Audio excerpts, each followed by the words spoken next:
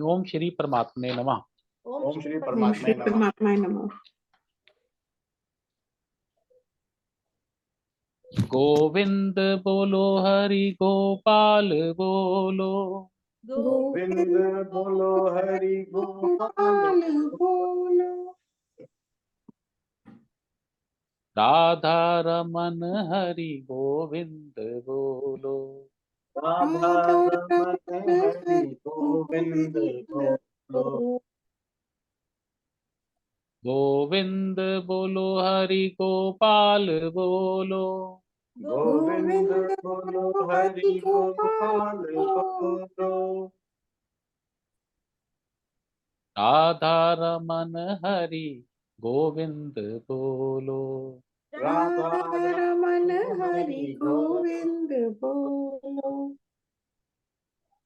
श्रीमन नारायण नारायण हरि हरि, श्रीमन नारायण नारायण हरि हरि, कृष्ण नारायण नारायण हरि हरि, कृष्ण नारायण नारायण हरि हरि, राम नारायण नारायण हरि हरि, राम नारायण नारायण हरि हरि, श्रीमन नारायण नारायण हरि हरि, श्रीमन नारायण नारायण हरि हरि।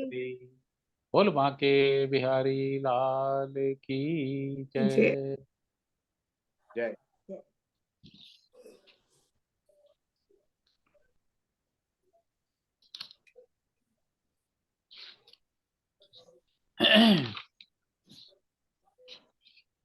ओम पार्थाय प्रतिबोधिताम् ओम पार्थाय प्रतिबोधिताम् भगवता नारायणेन स्वम् भगवता नारायणेन स्वयं व्यासेन गतितां पुराणमुनिना व्यासेन कृतिता पुराणमुनिना मध्ये महाभारतम् मध्ये महाभारतम् अद्वैतामृतवर्षिणीम् अद्वैतामृतवर्षिणी भगवतीम् अष्टादशाध्यायिनीम् भगवतीमष्टादशाध्यायिनी अम्ब त्वाम् अनुसन्दधामि अहं त्वामनुसन्धामि भगवद्गीते भगवेशिनी नमोऽस्तु ते व्यास विशाल बुद्धे नमस्ते तुते व्यासकालबुद्धे पुल्लारविन्दायत पत्र नेत्र पुल्लारविदायत पत्रनेत्र येन त्वया भारत तैलपूर्णः येन तव्य भारत पूर्ण प्रज्वालितो ज्ञानमया प्रदीपः प्रज्वलितो ज्ञानमय प्रदीपः प्रपन्न पारिजाताये प्रपन्न परिजाताये स्तोत्रवेत्रैकपाणये स्तोत्रवेत्रैकपाणये ज्ञानमुद्राये कृष्णाये ज्ञानमुद्राये कृष्णाय गीतामृतुहे नमः। गीतामृतये नमः। वसुदेवसुतं देवं वसुदेवं कंसचाणूरमर्दनम् कंसचाणूरमर्दनम् देवकी परमानन्दम् देवकी परमानन्दम् कृष्णं वन्दे जगद्गुरुम्। कृष्ण वन्दे जगद्गुरुम्। भीष्मद्रोणतटा जयद्रथजला भीष्मद्रोण तथा जयद्रथजला गान्धारनी लोतपला गान्धारी नीलोत्पला शल्ये ग्रावती कृपेण वहिनी शल्ये ग्रावती कृपेणवेणी हरणेन वेलाकुला कर्णेन वेलाकुला अश्वत्थाम विकर्ण घोरमकरा अश्वत्थामा विकर्ण घोरमकरा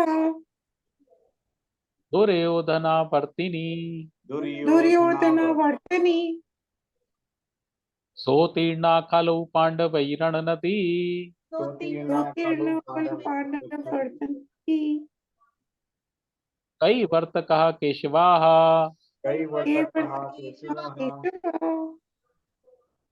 पाराशरे वचा सरोजममलम् पाराशायी च सर्वमल्लम् गीतार्थ गंधोत्कटम गीतार्थ गंधोत्कटम् नानाख्यान केसरम हरिकथा नान्याखान हरिकथा कथा कथा संबोधना बोधितम संबोधना बोधितम् लोके सज्जन षटपदैरह रहा लोके सज्जन रहा ये पिये मानम मुद्दा दीप्यमानं मुदा भूयात् भारत पंकजम कलिमल भूय भारत पंकज कलिमलः प्रध्वंसी न श्रेयसे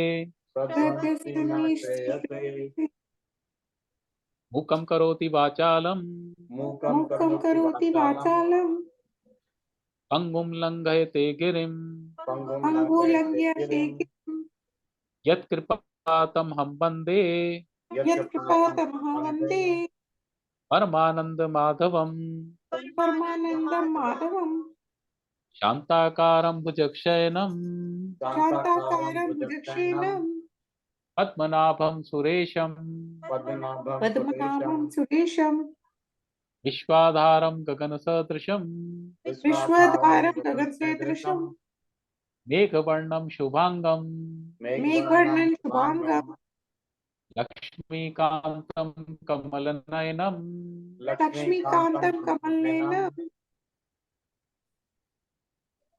योगीभिर्ध्यान गम्यम योगी विद्यानन्दं वंदे विष्णु भवभयहरम वन्दे विष्णु भवभयहरं सर्वलोकैकनाथम सर्वलोकैकनाथं यम ब्रह्मा वरुणेन्द्र रुद्र मरुतः यं यं ब्रह्मा ब्रह्मा सुनवंती दिव्यैस्तवैर् कुन्वन्ति वन्ति दिव्यैः वेदैः साङ्गपत्क्रमोपनिषदैर् वेदैः सम्पत्तिनिषदैः गायन्ति यं सामगाः गायन्ति यं सामता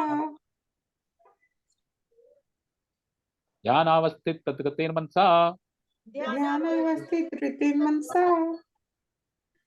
पश्यन्ति यं योगिनो पश्यन्ति यं योगिनो यस्यान्तं न विदुसुरासुरगुणा यस्यान्तं न विदुसुरासुरगुणा देवाय तस्मै नमः देवाय तस्मै नमः देवाय तस्मै नमः देवाय तस्मै नमः ओम श्री परमात्मने नमः। ओम श्री परमात्माय नमः। तो पिछली बार हमने अध्याय 14 शुरू कर लिया था, लेकिन ना मैं इसे दोबारा से एक बार थोड़ा सा शुरू करूंगा। हाँ ठीक है। क्या क्या चक्कर है अतुल, ये जो है ना ये गुणत्रय विभाग योग है। इसमें भगवान ने बताया रजोगुण, सतोगुण, तमोगुण, राइट। और ये बेसिस पे ना 17वां अध्याय भी इसी के बेस पे चलेगा और 18वां भी मोर देन 50% इसी के बेस पे चलेगा। ठीक। तो इसको थोड़ा सा बेसिक समझना जरूरी है। ओके ठीक है। तो इसमें सबसे पहले भगवान ने ये कहा था कि भाई अब मैं एक और उत्तम ज्ञान बताऊंगा। इस अध्याय का नाम है गुणत्रय विभाग योग, क्योंकि गुण 3 होते हैं, सतोगुण, रजोगुण, तमोगुण। राइट। तो ये 3 गुण कैसे कैसे विभाजित हैं, इसलिए इसका नाम गुणत्रय विभाग योग है। तो इसके बारे में जब भगवान ने बताया तो सबसे पहले उन्होंने ये कहा कि मैं अब आपको एक बहुत ही उत्तम ज्ञान बताऊंगा जिसको जानकर बहुत सारे मुनि लोग मुझे प्राप्त हो चुके हैं। ठीक है। फिर उसके बाद उन्होंने कहा कि भाई इस ज्ञान को जानकर बहुत सारे लोग मुझे प्राप्त हो चुके हैं, और जब वो इस ज्ञान को जान लेते हैं तो नंबर 1 तो वो दोबारा जन्म नहीं लेते, और मृत्यु के समय भी उन्हें कोई कष्ट नहीं होता। ठीक है। फिर उन्होंने कहा ये जो प्रकृति है ये मेरी योनि है। योनि मीन्स उत्पत्ति का स्थान, जहां से जीव पैदा होते हैं, और मैं उसको क्या कहते हैं, उसे मैं उसमें गर्भ धारण करता हूं जैसे पुरुष और स्त्री। लेकिन भगवान का गर्भ धारण कोई हमारी तरह नहीं है सेक्सुअल, वो सिर्फ दृष्टि से ही गर्भ धारण कर देते हैं। ठीक है, भगवान सिर्फ पृथ्वी को देखते हैं और पृथ्वी के अंदर से जीव उत्पन्न होने शुरू हो जाते हैं। लेकिन जब तक भगवान वो क्रिया नहीं करेंगे तब तक कोई जीव उत्पन्न नहीं होता। मैंने आपको बताया ना, प्रकृति अकेले कुछ नहीं कर सकती, पुरुष अकेले कुछ नहीं कर सकता। They have to be together to make this world happen. तो जितनी भी 84 लाख योनियां हैं, प्रकृति जो है वहां से जीव निकलते हैं, और प्रकृति को जो गर्भस्थ करता है वो भगवान है। इसके बाद उन्होंने ये कहा कि भाई जितनी भी ये 84 लाख योनियां हैं, जो भी चीज दिखती है, ये निकलती तो पृथ्वी से है, मतलब प्रकृति से है, लेकिन इन सबका पिता मैं हूं। भगवान ने अपने आप को पिता बताया, लेकिन प्रकृति को माता नहीं बताया। ये फर्क समझने वाला है। क्योंकि मां कभी अपने बच्चे को दुख नहीं देती, लेकिन जब हम नेचर में रहते हैं तो हर तरह के दुख मिलते हैं। तो पिता तो भगवान है, लेकिन प्रकृति जो है वो सिर्फ जन्म देने का स्थान, दैट्स ऑल। क्योंकि ये प्रकृति माया हमें बंधन में डालती। तो भाई मां तो कभी बच्चे को बंधन में नहीं डालेगी ना। मां तो कभी बच्चे को दुख नहीं देगी। सुख दुख, ये जीवन मरण, ये सब प्रकृति के कार्य हैं।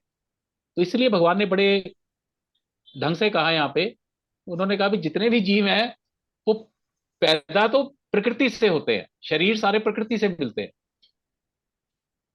लेकिन वो माता नहीं है, वो सिर्फ जीवों को पैदा करने का स्थान। ठीक है। अब इसके बाद मेन श्लोक आया, उसमें उन्होंने कहा सत्वम रजस्तम इति गुणा प्रकृति संभवा। अब ये जो प्रकृति है, ये इसके त्रिगुणात्मक कहा जाता है। तो प्रकृति का जो पहला करेक्टर है कि ये इसके 3 गुण है, रजोगुण, तमोगुण, सतोगुण, तमोगुण। नित्य नांति महाभाव देहे देहिनम अभयम। तो ये जो आत्मा है, इसको शरीर के साथ जो बांधती है प्रकृति, वो इन 3 गुणों से बांधती है। तो आप कभी भी देखो, कोई जीव रजोगुणी होगा, कोई जीव तमोगुणी होगा, और कोई जीव सतोगुणी होगा। जैसे गाय है वो सतोगुणी है, कभी किसी को मारती नहीं, माँ की तरह पालन करती है, दूध देती है, ये करती है, सब मदद करती है। इसी तरह अजगर तमोगुणी, वो सोता ही रहता है। एक ये भी आता है ना, अजगर करे ना चाकरी, पंछी करे ना काम, बाबा मलूक कह गए सबके दाता राम। अजगर जो है एक जगह बैठा रहता है, उसके पास अगर कोई आ जाए तो उसे वो पकड़ के खा जाता है, लेकिन वो पकड़ने के लिए कोई मेहनत नहीं करता। He sits, that's all. तो वो तमोगुणी है। अब इसी तरह शेर वगैरह ये सब रजोगुणी में आते हैं, कि भाग दौड़ करके हिरण मार लिया, ये कर लिया, वो कर लिया, ये सारे रजोगुण में आ जाते हैं। तो जीव तो है सच्चिदानंद, ये हमें पता लग ही गया। कई जगह भगवान ने कह दिया ईश्वर अंश जीव नाशी, चेतन अमल सहज सुख राशि। भाई चेतन है, अमल है, सत्य है, चित्त है, आनंद स्वरूप है। लेकिन जब ये प्रकृति के शरीरों के साथ अटैच हो जाता है, तो ये अपनी पहचान सच्चित आनंद से भूलकर उन शरीरों से करने लग जाता है, कि मैं बकरी, मैं मेंढक, ये अतुल, ये चूहा, ये बिल्ली। अंदर सबके एक ही है आत्मा। लेकिन जब वो किसी भी शरीर के साथ जुड़ जाती है, तो वो अपने आप को उस शरीर से ही एक्सप्रेस करने लग जाती है। और ये बंधती कैसे है शरीर के साथ? इन 3 गुणों से। तो जीव को जो सबसे पहले शरीर के साथ बांधते हैं, आत्मा को जो शरीर से वो होता है, वो ये 3 गुण बांधते हैं। गुण वैसे संस्कृत में होता है रस्सी, बांधने वाला। संस्कृत में अगर हम गुण का मीनिंग लेंगे तो वो आती है रस्सी। तो ये 3 तरह की रस्सियां हैं जो आपको बांध देती है। वो आपको परमात्मा से जीव भाव में ले आती है। भाई ज्ञान तो इतना ही है ना, अहम ब्रह्मास्मि, मैं ही ईश्वर हूं। तो वो जो ईश्वर भाव से है, उसमें फिर अतुल गर्ग वाला भाव आ जाता है, तो वो प्रकृति के इससे गुणों से आता है। ये गुण रूपी रस्सियों से जीव बंध जाता है, तो वो जीव बन जाता है। नेक्स्ट है तत्संग प्रकाशकम अनामय सुख संज्ञान बंधनाति। अब इसमें जो सतोगुण है उसको उन्होंने कैरेक्टरिस्टिक किया कि ये निर्मल त्वात है। निर्मल त्वात की भाई इसमें कोई मल नहीं है, मल होती है मैला गंदा, इसमें कोई गंध नहीं है। जो सतोगुण आदमी होगा वो सारे अच्छे ही काम करेगा, गलत नहीं करेगा, किसी को धोखा नहीं देगा, तो निर्मल त्वात, वो निर्मल। फिर प्रकाशकम, प्रकाशकम मीन्स ज्ञान देने वाला, उसके अंदर ज्ञान भी भरपूर होगा, उसे पता होगा कि करना चाहिए और क्या नहीं करना चाहिए, कहाँ मुझे सच बोलना है, कहाँ मुझे झूठ बोलना है, कहाँ मुझे मंदिर जाना है, कहाँ मुझे करना है। वो सारे कार्य जो होंगे उसके, वो ज्ञान से भरे हुए होंगे। वो गलत कार्य नहीं कर रहा होगा, वो अच्छे कार्य कर रहा होगा। फिर अनामयम, अनामयम मीन्स जो दुखों से मुक्त कराता है। तो ये तीन कैरेक्टर बताए उन्होंने कि निर्मल है, मैल से रहित है सतोगुण, दूसरा ज्ञानमय है, ज्ञान की भरपूरता है, और तीसरा दुखी नहीं होता कभी भी सतोगुण वाला आदमी। हालांकि लोगों को देखने में लगेगा कि ये बंदा बड़ा, इसकी टांग में मतलब वो कटी हुई है इसका, या इसको भोजन पूरा नहीं मिल रहा, घर को रहने के स्थान पे सिर्फ कुटिया है, तो लोगों को देखने में लग सकता है इसे बड़े दुख है। लेकिन उससे मिलोगे तो आपको लगेगा भी इससे ज्यादा सुखी कोई आदमी नहीं। तो जो सतोगुणी है वो कहीं नंगा भी लेटा हुआ है तो भी वो सुख में है। वैसे तो पंजाबी में आता है नंगा सब तो चंगा। वो इसलिए भी उसकी कोई रिक्वायरमेंट ही नहीं है। भाई दुख तो वही है, कार चाहिए मुझे, वो चाहिए और कुछ मिल नहीं रहा। जिसे कुछ चाहिए ही नहीं तो भाई उसे क्या काय का दुख है, कोई दुख नहीं है, वो मस्त है उसी। तो नंगा सब तो चंगा। खैर, फिर उसके बाद रजोगुण पर आई बात। रजोगुण रागात्मक वृद्धि। रजोगुण जो है ना वो राग है। राग मीन्स आसक्ति।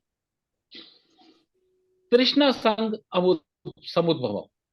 तो जो रजोगुण व्यक्ति होती है उसमें तृष्णा और आसक्ति होती है।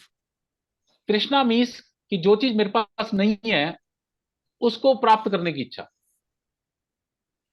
और आसक्ति कि जो चीज मेरे पास है वो मेरे से छूट ना जाए। 99% हम लोग जो है हम रजोगुणी ही होते हैं। हमारा परिवार हमसे छूट ना जाए, बेटे की शादी हो गई बच्चा नहीं हो रहा, तृष्णा इसके बेटा हो जाए, या मेरी कार अब पुरानी हो चुकी है, मेरी औकात तो है मारुति लेने की, लेकिन इच्छा है कि मेरे पास भी मर्सिडीज होनी चाहिए, और अगर मर्सिडीज है तो मेरा लेवल इससे नीचा नहीं होना चाहिए। तो तृष्णा जो चीज नहीं है उसकी इच्छा, और आसक्ति जो चीज है उसी के अंदर ही। ऐसे लोग समाज में बड़ा अपने आप को वो ऊंचा मान के चलते हैं कि कहीं RW के प्रेसिडेंट बन गए, कोई समाज में कुछ और पोस्ट, लायन लायन क्लब के वो कुछ बन गए, और मेरी पत्नी मेरे बच्चे मेरा परिवार मेरा समाज, मैं गर्ग परिवार से, गर्ग परिवार जो है वो मतलब बनिया में सबसे उच्च कुल का, ये गुप्ता गुप्ता हमारे से नीचे है। तो ये ऊपर नीचे दाएं बाएं ये सब चीजें, ये सारा जो है रजोगुणी के लक्षण है। तन्निपदाति कौनते कर्म संगेन दहीना।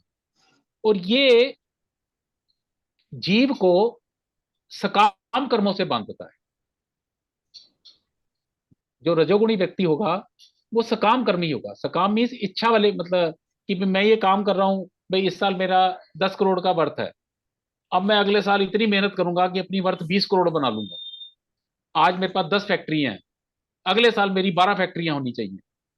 तो सकाम कर्म, इच्छा वाले कर्म, तो वो जो है ये किससे बांधता है? कर्म संगेन, सकाम कर्मों से बांधता है।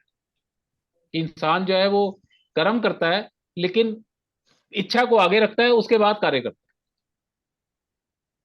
कि इस साल मैं मैनेजर हूं, अगले साल मुझे जनरल मैनेजर बनना है कंपनी, जुटे पड़े हैं दिन रात। ये रजोगुण के लक्षण। मैंने इसलिए कहा ना, हमारा ज्यादातर संसार जो है 99.9% रजोगुण में ही रहता है। कि हमें समाज की प्रतिष्ठा चाहिए, हमें घर में प्रतिष्ठा चाहिए, हमें ऑफिस में बड़ा से बड़ा पद चाहिए, गाड़ियां हमारी बढ़िया होनी चाहिए, इसी इच्छाओं को लेकर हम आगे जीवन जीते हैं। फिर है तमे तो ज्ञान जम विद्धि मोहनम सर्वदेहि नाम। अब ये जो तमोगुण है, ये अज्ञान से उत्पन्न होता है। अज्ञान क्या है? धर्म को अधर्म समझना, अधर्म को धर्म समझना।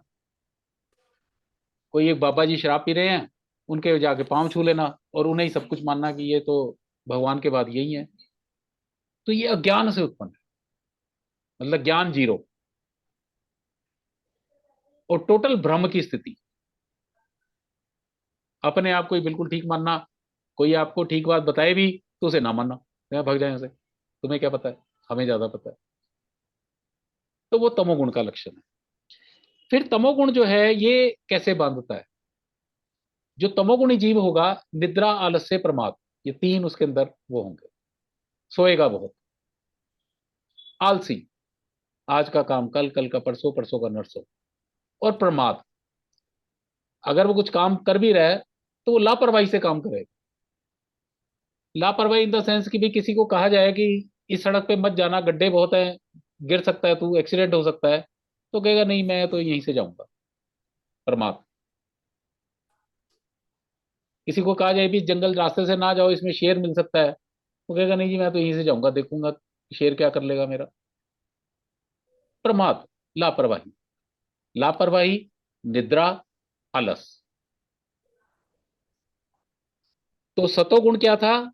निर्मल था, ज्ञानपूर्वक था और दुखों का अंत करने वाला था।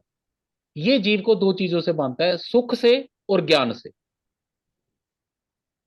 क्या है, जो सात्विक आदमी है ना, उसे कुछ चाहिए ही नहीं। असली सुख क्या है? जब आपका मन शांत है। असली सुख ये नहीं है कि भी मेरे पास बहुत सारा कुछ धन आ गया लेकिन मन हमेशा शांत रहेगा।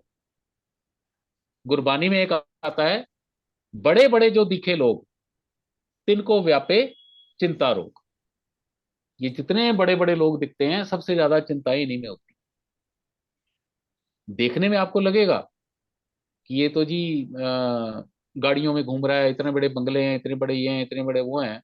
आप कभी उससे बात करके देखो, वो कहेगा जी बंगले तो बहुत सारे हैं, इनकम टैक्स वाले मेरे पीछे घूम रहे हैं, गाड़ियां तो मैंने बहुत ले ली, आधी से ज्यादा पेट्रोल ड्राइवर खा जाते हैं। तो बड़े बड़े जो दिखे लोग, तिनका व्यापे चिंता रोग। तो शांति कभी भी चीजों से नहीं आती। हमें लगता है कि सुख, सुख मीन्स शांत मन। सुख को डीपली अगर डिफाइन किया जाए, अगर आपका मन शांत है, आप तभी सुखी हैं। आपके घर में टीवी है, फ्रिज है, ये भौतिक सुख हो सकते हैं, लेकिन इन भौतिक सुखों में मन अशांत होता है हमेशा। हमेशा अशांत रहेगा।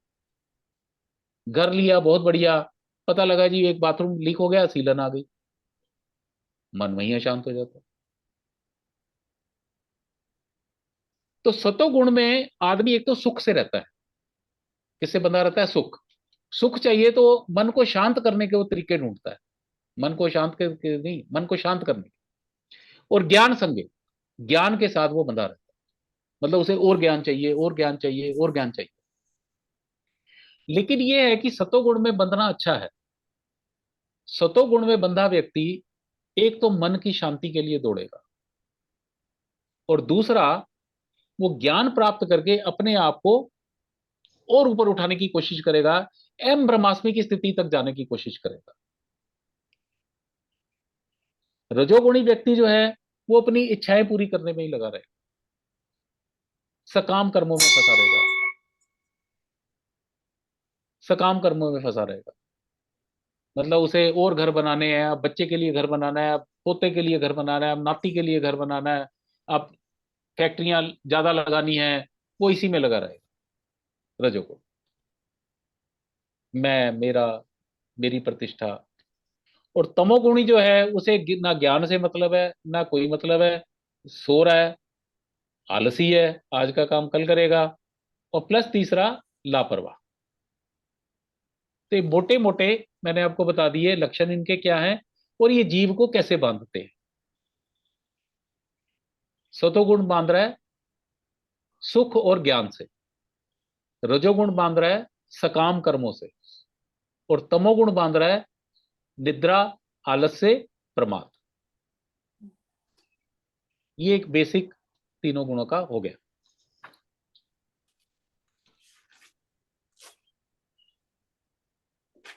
बाकी फिर आगे उन्होंने यही कहा, सतोगुण जो है सुख से बांधता है, रजोगुण कर्म से बांधता है, और तमोगुण जो है वो ज्ञान को अंधकार से घेर के और लापरवाही से बांधता है। फिर उसमें ये भी कहा उन्होंने, देखो एक तो इंसान का ना बेसिक करेक्टर होता है कि मैं बेसिक रजोगुणी हूं, मैं तमोगुणी हूं, या मैं सतोगुणी हूं। लेकिन इसमें उन्होंने ये कहा कि कभी कभी क्या होता है, ये गुण ऊपर नीचे होते रहते हैं। कभी आप सतोगुण ऊपर आ जाता है, रज और तम नीचे रह जाते हैं। तो जब आप सतोगुण में आ जाते हैं तब आपका मन करता है कि मैं बस सारा दिन भजन करता रहूं, ज्ञान की बातें सुनता रहूं, और किसी से बुरा ना करूं, किसी से ये ना करूं। तो वो सतो आप जब ऐसी स्थिति आ जाए तो समझ लो आप सतोगुण के अंदर। कभी आप रजोगुण में आ जाते हैं। जब रजोगुण में आ जाते हैं तो आपके मन में होता है मैं अपने बच्चों के लिए ये करूं, पिताजी के लिए ये करूं, समाज के लिए ऐसा धर्मशालाएं बना दूं और उस पर अपना नाम लिखवा दूं कि भाई जिससे मेरा नाम हो चारों तरफ। तो वो आप रजोगुण में। और कभी आपको कोई काम कहा जाए, आप कहते हो नहीं भी मैं तो सो रहा हूं, आपको पता है ये काम बड़ा जरूरी है, तो आपका समझ लो उसमें तमोगुण जो है वो ऊपर आ गया। तो ये गुण ऊपर नीचे होते रहते हैं, बेसिक कैरेक्टर अलग है, लेकिन इसके बावजूद कभी आप रजोगुणी हो, कभी सतोगुणी हो, कभी तमोगुणी, ये चीजें चेंज होती रहती हैं। फिर आगे था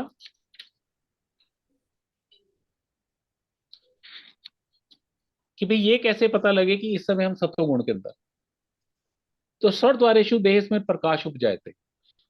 तो हमें पता है हमारे शरीर के 9 द्वार हैं, लेकिन जो इंद्रियों के द्वार है, ज्ञान इंद्रियां, सेंस ऑर्गन्स, उसमें अगर ज्ञान आ जाए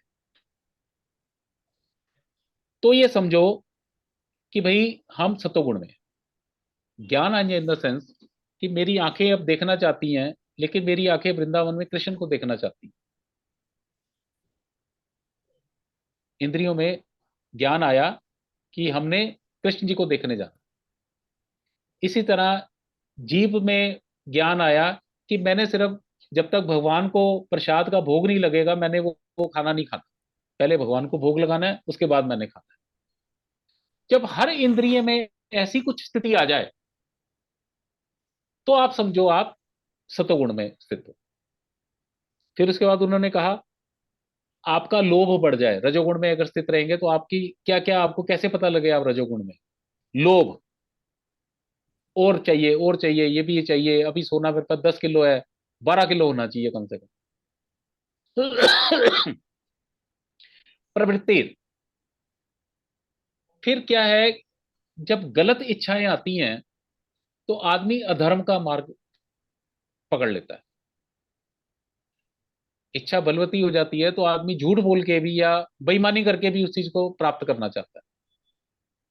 तो जब ये सब रजोगुण के लक्षण है, आपका लोभ बढ़ गया, आप में अधर्म करने की प्रवृत्ति बढ़ गई, कर्म नाम क्षमा, और अशांति आ गई मन में, और स्पृहा। स्पृहा होता है चीजों को इकट्ठा करने का भाव। अगर ये सब भाव आपके मन में आ रहे हैं तो आप ये समझो कि आपके अंदर रजोगुण बढ़ गया है। फिर तीसरा, अप्रकाशो अप्रतिष्ठा।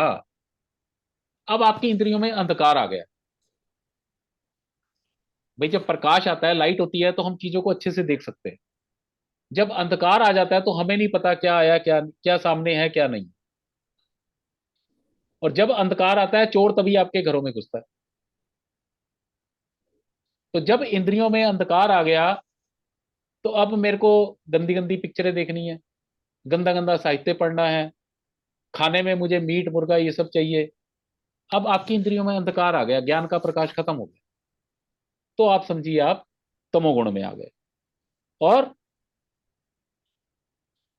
वही निद्रा, आलस्य, प्रमाद, ये तीनों चीजें बढ़ गई कि मेरे को सोने में आनंद आता है, काम को डिले करने में आनंद आता है, और मुझे लापरवाही करने में आनंद आता है। लोग लाख समझा रहे हैं कि भाई साहब ये ना करो ये काम, लेकिन फिर भी मैं कर रहा हूँ, तो लापरवाही है। तो जब ये चीजें आ जाएं तो आप समझो आपके अंदर ये तमोगुण बढ़ गया। ठीक है, तो यहां तक हमने कर लिया था 13 श्लोक। तो ये मोटा मोटा समझ आ गया, रजोगुण, तमोगुण, Yeah, yeah, सतोगुण। बिल्कुल।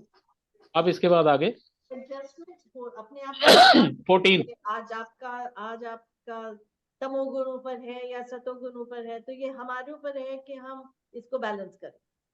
हाँ, और कोशिश करो अपने आप को ना सतोगुण में लाओ हमेशा। और कुछ नहीं तो शाम को ही बैठ के 10 मिनट सोचो भी आज हम किस गुण में ज्यादा रहे, हाँ, that is a very good. आज हम किस गुण, कौन सा गुण हमारे ऊपर हावी था। तो उसको कैसे भी करके कोशिश करो कि अपने आप को सतोगुण पे देखो। तमोगुण तो बेकार है बिल्कुल, तमोगुण से रजोगुण फिर भी ठीक है कि कम से कम कुछ कर तो रहे हैं। और सतोगुण तो यह है कि वो तो आपको ब्रह्म से मिलाने के लिए ही है, सीधी सी बात। आगे अब ये देखो ना, बड़ी अच्छी चीजें आगे आएंगी।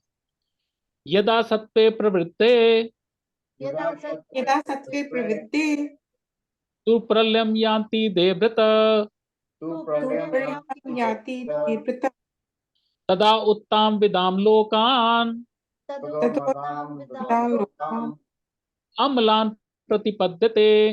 अम्ला प्रतिपद्यते। यदा सत्वे प्रवृत्ते, जब आपका सतोगुण बढ़ गया क्या होगा?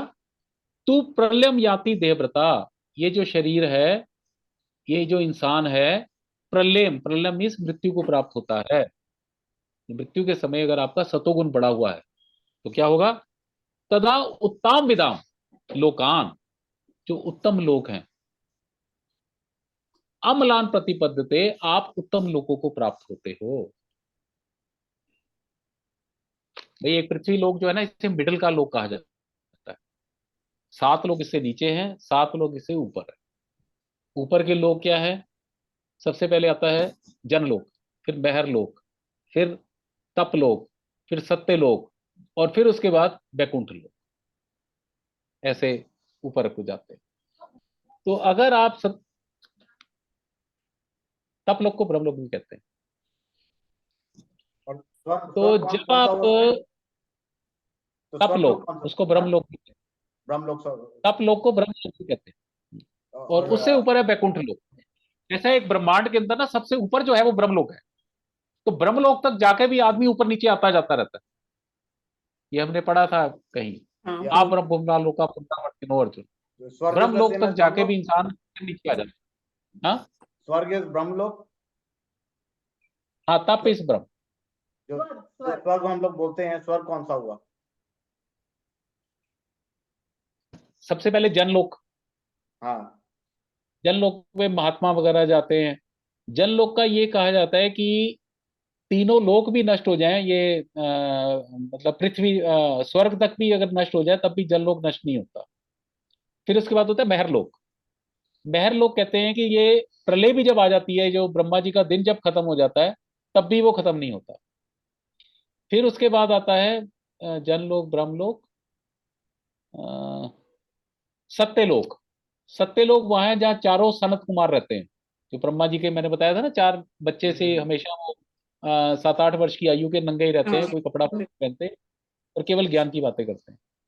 फिर उसके बाद आता है सत्यलोक, जो कि ब्रह्मा जी का लोक है फाइनल। और फिर ब्रह्मांड को बाहर निकल के जो है वो बैकुंठ लोक है। और स्वर्ग में कुछ स्वर्ग कहाँ पे है इसमें? स्वर्ग लोग कहाँ पे आया? नहीं, उत्तम लोकों में स्वर्ग लोक नहीं माना जाता उत्तम। अच्छा अच्छा अच्छा। स्वर्ग लोक तो वही है ना, आपने पुण्य किए गए और वापिस आ गए। Are you getting? या ओके। हाँ, उत्तम लोकों में जन, महर, सत्य, तप, वैकुंठ ये आते हैं।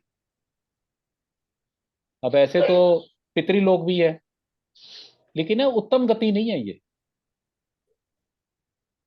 ओके। भाई पितृलोक में भी सारे आपके पेरेंट्स पेरेंट्स ये वो हमारे दादे परदादे सारे वही हैं, और वही घूम घूम के पृथ्वी पे आते रहते हैं। तो यहाँ ना उत्तम लोकों की बात हो रही है। तदा उत्तम विधान, तो उत्तम लोकों में जो सतोगुण के अंदर शरीर छोड़ता है वो उत्तम लोकों को प्राप्त होता है। ठीक है। रजसी प्रलयम गत्वा रस्सी रति प्रलयम गत्वा कर्म संगिषु जायते कर्म संगिषु जायते जायते तथा प्रीणस्तमसी तथा स्तम मूढ़ योनिषु जायते। मूढ़ योनिषु जायते। तो जो सतोगुण में मरा उसको तो हमने जान लिया, ठीक है।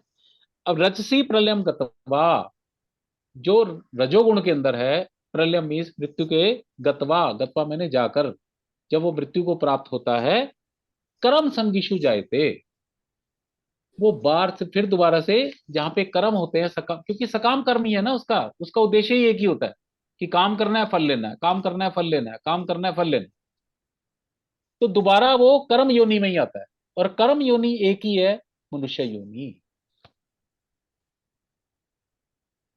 देखो मैंने फिर बताया था 84 लाख योनियों में कर्म योनि केवल एक ही है, बाकी सब भोग योनि है।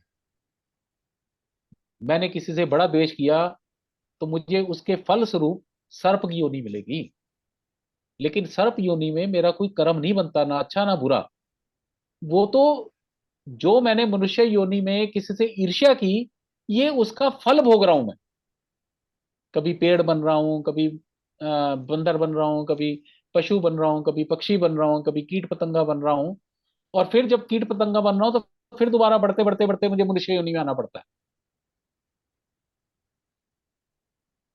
इसलिए ग्रंथ चीख चीख के कहते हैं कि भैया इस मानव योनि को संभालो, यही एक योनि है 84 लाख योनियों में जिसमें आप ईश्वर को प्राप्त कर सकते हो, वरना तो यही घूम घूम के इसी में रहते चले जाओ।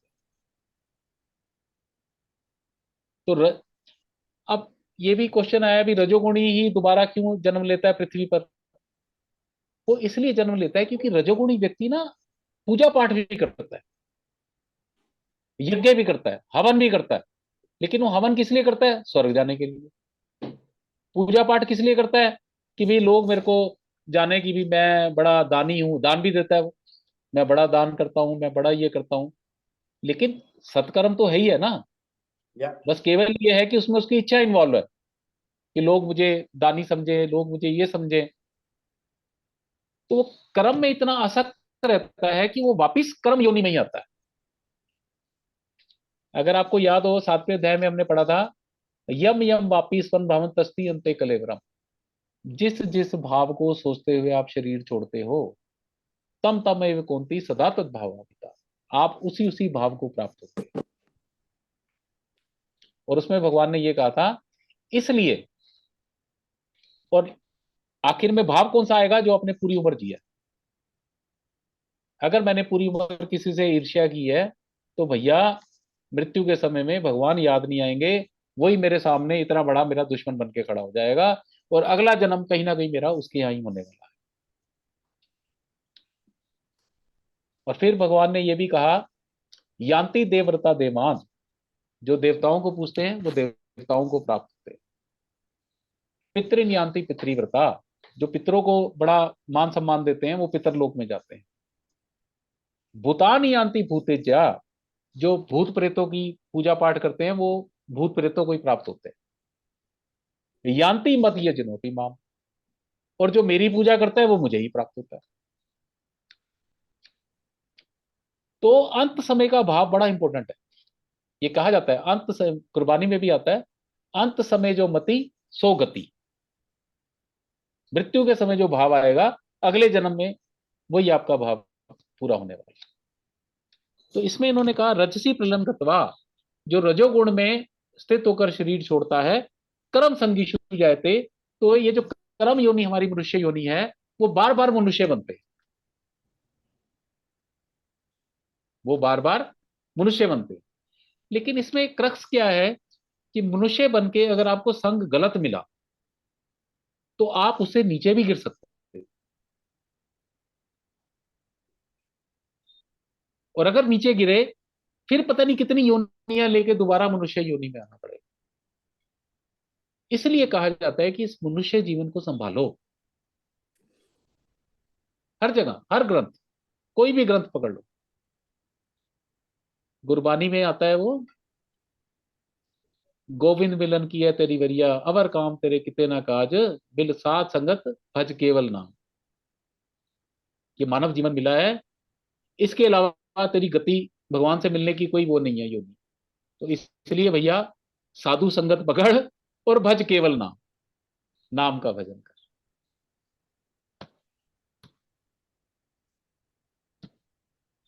पता नहीं कुछ ऐसा था बहुत, पर मानिक मानव देह वरिया, बड़ी मुश्किल से मानव देह मिली है।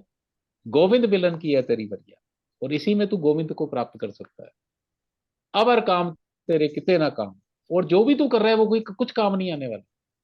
मिल साध संगत, साधुओं की संगत कर, भज केवल नाम, और नाम का भजन कर। आगे, क्लीनस तमसी मूड योनिषु जायते, और जो तमोगुण में शरीर छोड़ता है वो मूड योनि, मूड मीन्स पशु पक्षी, पशु पक्षियों को मूड कहा गया, वो मूड योनि में जाते हैं। देखो तो धर्म बिना सिर्फ मनुष्य योनि में किया जा सकता है। हमारे गुरुजी एक बड़ी अच्छी बात कहते थे, जवान भाई बहन सोए हुए हैं लेकिन कोई विकार नहीं आता। क्यों नहीं आता? धर्म की रस्सी ने पकड़ा। धर्म आपको ये बताता है कि ये बहन है आपकी, ये मां है आपकी। पशुओं में ऐसा भेद नहीं आता। बच्चे मदर के साथ, भाई बहन, मतलब वो they do anything any time thing. ये सब भी मनुष्य योनि में ही है। और हमारे यहाँ एक श्लोक भी आता है, धर्मो रक्षति रक्षता, जो धर्म के मार्ग पे चलता है धर्म उसकी हमेशा रक्षा करता है। धर्मो रक्षति रक्षता, जो धर्म का पालन करते हैं धर्म उनकी रक्षा करता है। अगर आप धर्म के मार्ग पे आए, कोई आपसे गलती भी हो गई है, तो कहीं ना कहीं से धर्म आपकी रक्षा करेगा,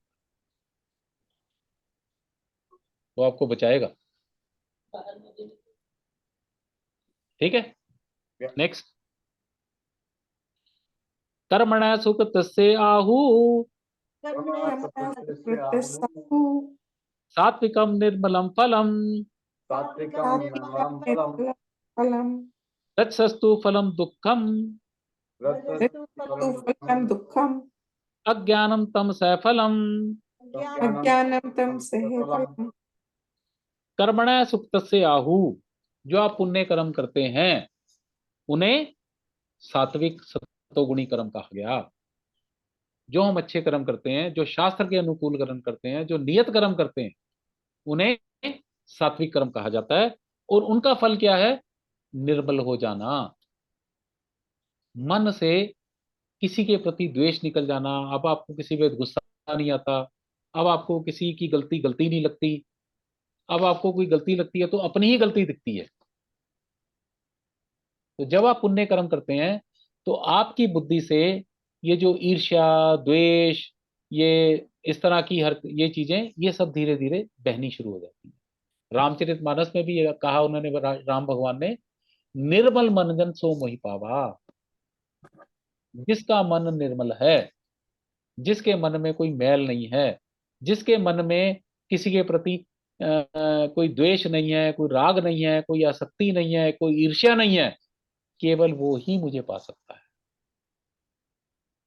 और मन निर्मल कैसे होगा? कर्मणा सुकृत से आहु। जब आप सतोगुणी कर भाव में रहेंगे तो ऑब्वियसली गलत कर्म करेंगे नहीं। जब आप अच्छे कर्म करेंगे तो आप वो सतोगुण में ही स्थित होते चले जाएंगे, और मन का जो मैल है वो बहता चला जाए। अतुल, एक छोटी सी बात बताऊं, आप किसी बड़े भूखे आदमी को खाना खिलाओ, वो आपको थैंक्स भी नहीं कर रहा, कुछ भी नहीं कर रहा। जब उसका पेट भर जाएगा वो आपको ऐसे आंखों से कृतज्ञ भावों से देखेगा कि आपका मन इतना शांत हो जाएगा कि उसके बाद कोई तुम्हें गाली भी दे जाए ना, तुम्हें लगेगा यार कोई नहीं, मन शांत हो गया ना अंदर से। अब गाली भी कोई दे रहा है तो मन कह रहा है छोड़ यार, जाने दो, प्रसन्न हो गए अंदर से। तो जब आप पुण्य कर्म करते हैं आपको आंतरिक प्रसन्नता मिलती है, और जब आंतरिक प्रसन्नता मिलती है ऑटोमेटिकली आपका मन जो है वो निर्मल हो जाता है। अब आप किसी को धोखा नहीं देना चाहते, अब आप किसी से चोरी चकारी नहीं करना चाहते। ये देखना कभी भी प्रैक्टिकली, जिस दिन कोई अच्छा काम करोगे ना और सामने वाला जरा सा भी अप्रिशिएट कर देगा, उस दिन भाई साहब मन इतना प्रसन्न रहेगा, कोई बात ही नहीं, चुन्नी ना हो जेब में, खुशी होगी।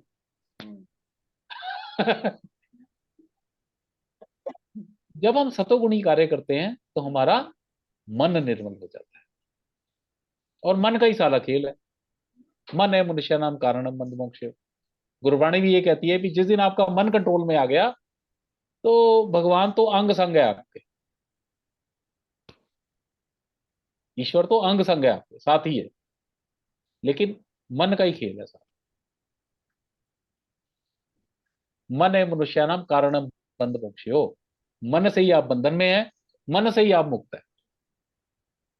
अगर मैंने सोच लिया मुझे कुछ नहीं चाहिए तो आंतरिक प्रसन्नता शुरू हो जाती है और मैं टॉप ऑफ द वर्ल्ड हूं। अगर मैंने सोच लिया नहीं यार मेरे पास तो 4 गाड़ियां होनी चाहिए थी, 3 ही गाड़ियां हैं, बस उसी वही टेंशन। तो मन से ही बंधन में, मन से ही मुक्ति। आगे,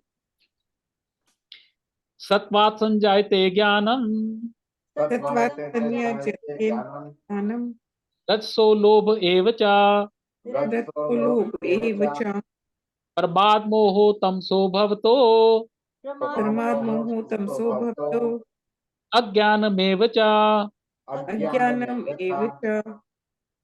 सत्वात् संजायते ज्ञानम, जब आप सतोगुण में स्थित होते हैं तो ज्ञान का प्रकाश ऑटोमेटिकली आपके अंदर आना शुरू हो जाता है।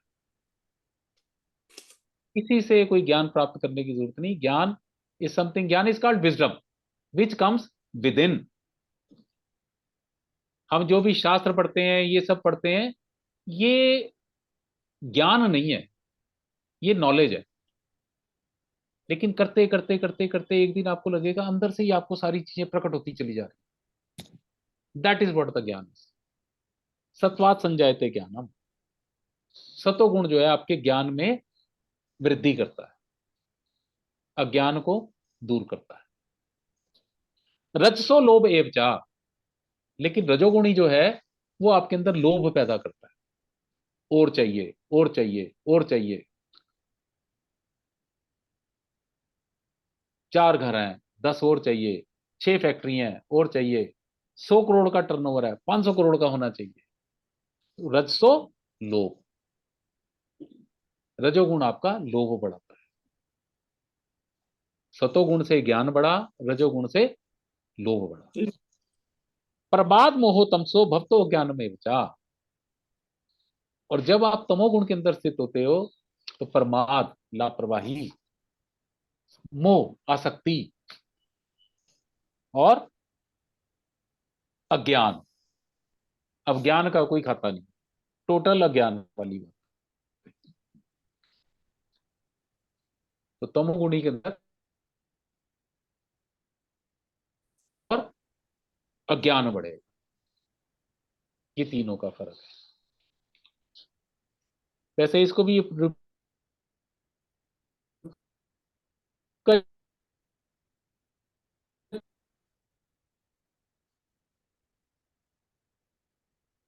कुक्कू कनेक्शन खराब, कुक्कू कनेक्शन वो हो गया, सुनाई नहीं दिया कुछ भी। हेलो, हाँ कनेक्शन बिल्कुल हो गया था, सुनाई नहीं दिया बिल्कुल भी। अब आ गया? हाँ अब आ गया। तो अगले श्लोक में कहा ऊर्ध्वं गच्छन्ति सत्वस्था ऊर्ध्वं ऊर्ध्व गच्छन्ति सत्त्वस्था मध्ये तिष्ठन्ति राजसाः मध्ये मध्ये तिष्ठन्ति तिष्ठन्ति राक्षसाः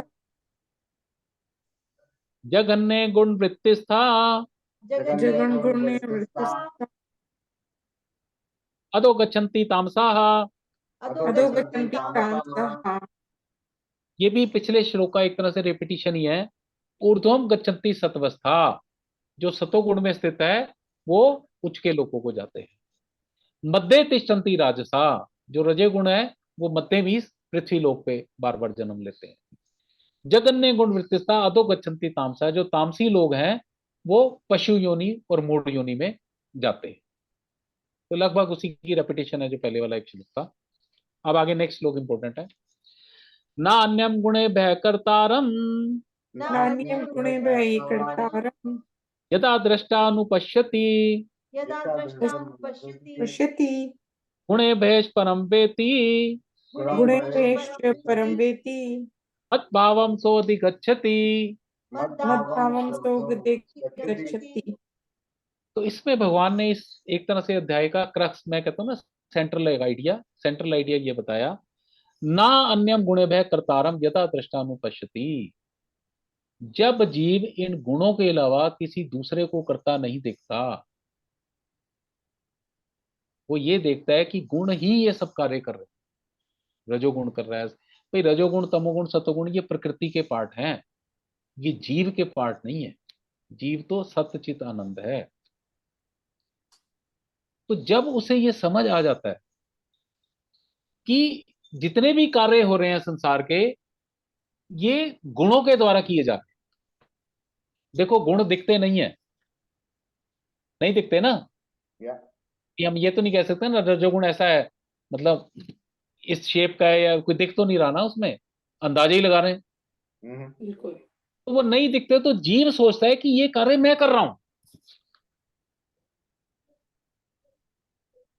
लेकिन जब उसे समझ आ जाती है कि भाई मैं तो सत्यचित आनंद हूं, ये जितने भी ये गलत मलत सीधे मतलब कच्चे पक्के जो भी कार्य हो रहे हैं, ये सारे के सारे गुण कर रहे हैं। इन गुणों से ही जीव जो है प्रकृति से बंधा हुआ है। और जब वो जीव बन जाता है तो समष्टि से व्यष्टि हो जाता है। मैंने बताया था ना, आत्मा क्या है, चारों तरफ आकाशवत। आत्मा का क्या है बीज मंत्र, हम। आत्मा का बीज मंत्र क्या है, आकाश का बीज मंत्र हम। और इसके आगे आ लगा दो, अहम। अहम मैं हो गया। जब तक मैं हम था मैं आकाश था, और जब मैं हम हो अहम हो गया तो मैं हो गया, मैं अतुल हो गया, मैं भाभी हो गया, मैं कुछ और हो गया। तो जीव भाव जो आया वो कब आया, जब मैं समष्टि से व्यष्टि में आ गया। समष्टि मीन्स आकाश भाव, व्यष्टि मीन्स व्यक्ति भाव। जब मैं व्यक्ति भाव में आ गया, और कैसे आया, माया ने मुझे रजोगुण तमोगुण उससे किसी शरीर के साथ बांध दिया। अब काम तो ये रजोगुण सजोगुण तमोगुण कर रहे हैं, लेकिन मुझे ये लग रहा है कि अब ये मैं कर रहा हूं, अब ये मैं हो गया। थोड़ा सा मुश्किल विषय है, लेकिन धीरे धीरे समझ आता रहेगा, आ जाएगा। तो जब देखने वाला जीव ये सोचता है, उसको समझ आ जाती है कि भैया मैं कुछ नहीं कर रहा, मैं तो सच्चिदानंद हूं, इस शरीर से अलग हूं। ये जितने भी काम हो रहे हैं ये गुण ही आपस में कर रहे हैं। एक तीसरे अध्याय में भी एक श्लोक आया था,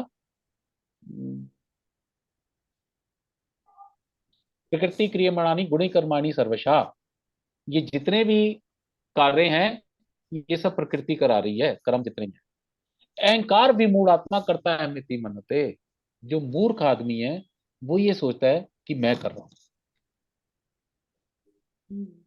कौन कर रहे हैं, प्रकृति के तीन गुण आपस में, मतलब क्रियाएं करके कर्म हो रहा है। जिस दिन आप अपने आप को इन चीजों से अलग कर लोगे, और अलग करके परम व्यक्ति अपनी आत्मा को पहचान लोगे, मद भावन सोधिगच्छति, भगवान कह रहे हैं वो मुझे प्राप्त हो। इसलिए भगवान ने सबसे पहले श्लोक में ये कहा कि इस ज्ञान को जानकर लोग जो है मुझे प्राप्त हो जाते।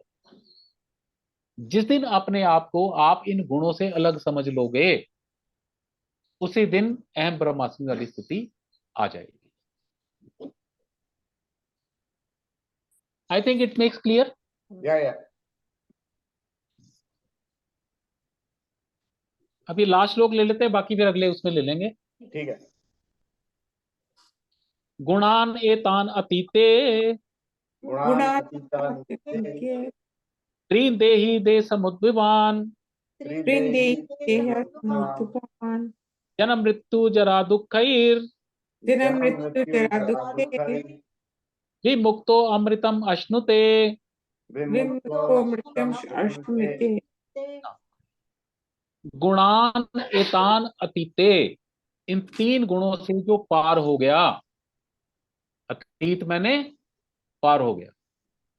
त्रीन देही दे समुद्भवान, जीव जब इन 3 गुणों से अपने आप को अलग समझना उसने शुरू कर दिया, जन्म मृत्यु जरा दुखई विमुक्तो अमृतम अश्नुते, उसी दिन उसके जन्म मृत्यु बुढ़ापा ये जितने भी दुख हैं वो सब के सब उसके खत्म हो जाएंगे। क्योंकि मैं बार बार आपसे कहता हूं, जन्म मृत्यु दुख सुख जरा व्याधि ये सब शरीर के वो है विकार, आत्मा के विकार नहीं है। तो जिस दिन आप इन 3 गुणों को पार कर जाओगे, जब तक आप सतोगुण में हो तब भी आपको सुख दुख लगा रहेगा। जब तक आप सतोगुण में हो तो सतोगुण को भी छोड़ना है, तो उसे कहा जाता है गुणातीत। तो ईश्वर का एक कैरेक्टरिस्टिक क्या है? गुणातीत, वो गुणों से ऊपर है। तो कोशिश ये करनी है, अगर आप तमोगुण में हैं तो अपने आप को रजोगुण में डालो, और फिर रजोगुण से धीरे धीरे सतोगुण में, और फिर जब ईश्वर कृपा करेगा तो सतोगुण भी एक दिन छूट जाएगा।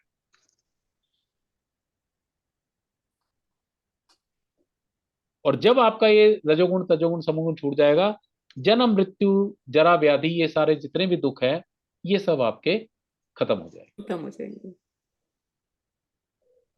इसके बाद फिर अर्जुन का क्वेश्चन है कि भाई जो गुणातीत व्यक्ति होता है वो अंदर से उसके क्या भाव होते हैं, बाहर का आचरण कैसा होता है, और गुणातीत कैसे बना जा सकता है। तो इसका जवाब फिर आगे भगवान 4-5 श्लोकों में देंगे, वो फिर अगली बार कर लेंगे। ठीक है। ठीक है, तो अभी इतना रखो, लेकिन ना इसे कोशिश करो थोड़ा सा ना चर्न करो इसको, रजोगुण क्या है, सतोगुण क्या है, तमोगुण क्या है। क्योंकि ना आगे 2-3 अध्याय जो है ना 17वां और 18वां, ये सारा इसी के ऊपर है। वेरी इंटरेस्टिंग है। हाँ, भगवान सारी चीजों के बताएंगे। ज्ञान 3 तरह का, सतोगुण रजोगुण तमोगुण। बुद्धि 3 तरह की, सतोगुण रजोगुण तमोगुण। तमोगुणी बुद्धि कैसी, रजोगुणी बुद्धि कैसी। दान रजोगुणी सतोगुणी तमोगुणी। धैर्य धृति, धृति होती है संकल्प शक्ति, वो रजोगुणी तमोगुणी सतोगुणी कैसी। ये सारा अब ये यही चलेगा। खाना सतोगुणी कौन सा, रजोगुणी कौन सा, तमोगुणी कौन सा। तो 17वां और 18वां अध्याय ना मैक्सिमम वो इन्हीं के ऊपर चलेगा। तो थोड़ा सा ये चर्न करना कि व्हाट इज सतोगुण, व्हाट इज रजोगुण एंड व्हाट इज तमोगुण। ठीक है, सो वी स्टॉप हियर। और बस लास्ट के श्लोक कर लें हम, रुकना दो। गीता शास्त्रम इदम पुण्यम गीता शास्त्रमिदं पुण्यं मन्यम यह पठेत प्रयतः पुमान् यः पठेत पुमान् विष्णु पदम अवाप्नोति विष्णु पदम अवाप्नोति भय शोकादि वर्जिताः वैशोकादि वर्जिता गीता अध्ययनशीलस्य गीता अध्ययनशीलस्य प्राणायाम परस्य च प्राणायाम प्रसिद्ध नैव सन्ति हि पापानि नैसन्ति हि पापानि पूर्वजन्म कृतानि च पूर्वजन्म कृतानि च मल निर्मोचनम पुंसाम मलनामोचनं पुंसा जल स्नानम दिने दिने जल स्नानं दिने दिने सकृत गीतांबसी स्नानम सकृत गीता वसी स्नानम संसार मल नाशनम संसारमलनाशनम गीता सुगीता कर्तव्या गीता सुगीता कर्तव्य किम मन्नई शास्त्र विस्तरई किमन्य शास्त्र विस्त्रहि या संपद्मनाभस्य यस्य मुख पद्मात् विनिसृता मुखपद्मात् विनिर्मिता भारत अमृत सर्वस्वम भारत सर्वस्वं विष्णोर्वक्त्रात् विनिसृतम विष्णुर्वक्त्रात् विनिसृतम् गीता गंगोतकं पीत्वा गीता गङ्गोदकं पीत्वा पुनर्जन्म न विद्यते पुनर्जन्म न विद्यते सर्वो उपनिषदो गावो सर्वो उपनिषदो गावो दोग्धा गोपाल नंदनाः दुग्धा गोपाल नंदना पार्थो वत्सा सुधीर्भोक्ता पार्थो वत्सा सुधीर्भोक्ता दुग्धम गीतामृतम महत् दुग्धं गीतामृतं महत् एकम शास्त्रम देवकी पुत्र गीतम एकं शास्त्रं देवकी पुत्र गीतम् एको देवो देवकी पुत्र एव एको देवो देवकी पुत्र एव एको मंत्रस्तस्य नामानि यानि एको मंत्रस्तस्य नमानि यानि कर्मपि एकम तस्य देवस्य सेवा कर्मपि एकं तस्य देवस्य सेवा। ओम श्री परमात्मने नमः। ओम श्री परमात्माय नमः। खत्म करने से पहले एक चीज और मैं भूल गया बतानी। जब ये आत्मा को 3 गुण शरीर से बांध देते हैं तो जब वो जीव भाव में आ जाता है तो उसे 3 तरह के दुख मिलते हैं, जिसे कहते हैं तापत्रय। सबसे पहले आध्यात्मिक, वैसे तो इसका संधि करेंगे तो अधिआत्मिक, लेकिन ई और आ जब मिट जाते हैं तो संस्कृत में या बन जाता है। तो आध्यात्मिक, आध्यात्मिक दुख क्या है? जो शरीर के और मन के दुख हैं। शरीर दुख क्या है? टांग टूट गई, मतलब बुखार हो गया, किडनी प्रॉब्लम आ गई। और मन के दुख क्या है? किसी से ईर्ष्या हो गई, किसी से द्वेष हो गया, किसी से खुंदक हो गई, किसी के प्रति दुर्भावना आ गई। ये सब आध्यात्मिक दुख है। फिर दूसरे होते हैं अधिभौतिक।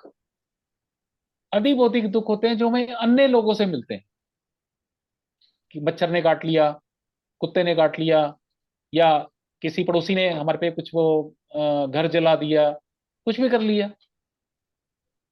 तो ये सारे अधिभौतिक। और तीसरा दुख होता है अधिदैविक, जो देवताओं की वजह से मिलते हैं। अचानक बाढ़ आ गई, अचानक गर्मी ज्यादा पड़ गई, बारिश नहीं हो रही, सारी फसल खराब हो गई। तो ये देवताओं के द्वारा दिए हुए दुख हैं। दूसरे होते हैं दूसरे लोगों के द्वारा दिए दुख। और सबसे पहले आध्यात्मिक दुख है जो हमारे शरीर और हमारे मन से उत्पन्न होते हैं।